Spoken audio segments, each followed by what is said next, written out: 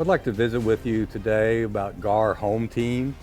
Home Team is a son of Hometown, who we're very proud of, and his contributions. And what Home Team offers is a lot of the things that Hometown offers, but he brings top 1% calving ease while simultaneously being in the upper percentiles of the breed for growth, top 20% for weaning and top 15% for yearling.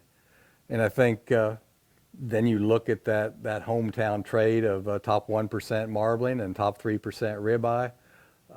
This is a cool bull, and I think when you look at the overall package of Hometown and you look at his pedigree, it offers a little different twist where he's out of a Prodigy cow, and that Prodigy cow, of course, Prodigy was not a well-known bull, but he was a great bull sired by Profit.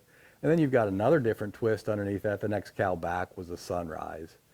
This was an elite cow. She was very functional. We talk a lot today about acceptability of feet. She had tremendous feet, a good sharp toe and a deep heel, picture perfect udder on her. But I think the exciting things that I look at when I look at her progeny record, she's been explosive for both marbling and ribeye on her progeny, the 105 ratio on multiple head for marbling and 106 ratio on multiple head for ribeye. But when we come back to the production traits and we look at where Home Team fits in the overall thing, we all want, Henry's rules were to select for acceptable birth weight, a live calf, efficient early growth, but also simultaneously select against stature. And when you look at, Hometown being in the bottom percentile for stature, well, Home Team is also in the bottom 20% of the Angus breed for stature. And so you look at calving ease, early growth, acceptable size, elite end product merit, the functionality to repeat the process in most forage environments. That's exciting. And so a lot of times people say, they call us terminal breeders. And I smile, and I guess we're all terminal. We're not going to get out of this life alive. But as we think about that, it's like, I like to look at it as value that we're trying to breed for. And so if we can have a live calf that will grow in our environment, and let's say the steer goes through these valuable markets and to add value. And if you just look at this week, it's July 14th, 2022. This past week on U.S. Premium Beef's grid, prime was $27.36. Choice Select spread was about 21.5. Certified Angus beef was $5.88. So what does that all mean? Well, a prime carcass that weighs 1,000 pounds, that's another $276 per head, and that's real money, and that doesn't cost anymore. And so when we look at these production traits, and certainly highly heritable traits like marbling and muscle,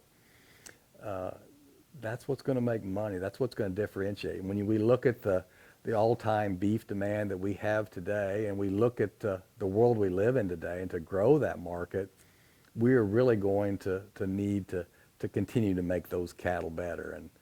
And I have lots of friends in the cattle business, and I like to tease my friends at Certified Angus Beef, and Choice isn't good enough. It's just not good enough. And Choice Plus, it's okay. But we are here at Kansas State University today, and we had a coach one time say, first is available. Let's go for the very best we can be. And so we can do this, and we can make more prime carcasses. And a lot of times the folks that talk about terminal don't think that these cattle can replicate the process in the range environment. We disagree. We're fortunate, and I hope to get out of this lifetime with our ranch paid for, but we run a substantial ranch, 48,000 acres, and a lot of you that have been to GardinerAngusRanch, you see the facilities, and we have to have those facilities to handle large numbers of cattle. But the average cow spends 10.5 months on her own grazing on those 48,000 acres.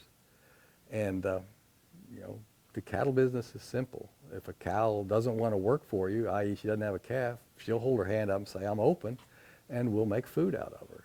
The same way with a heifer. You know, we put them through a time-restricted breeding season, and if they don't get pregnant, then we get carcass data and make food out of them.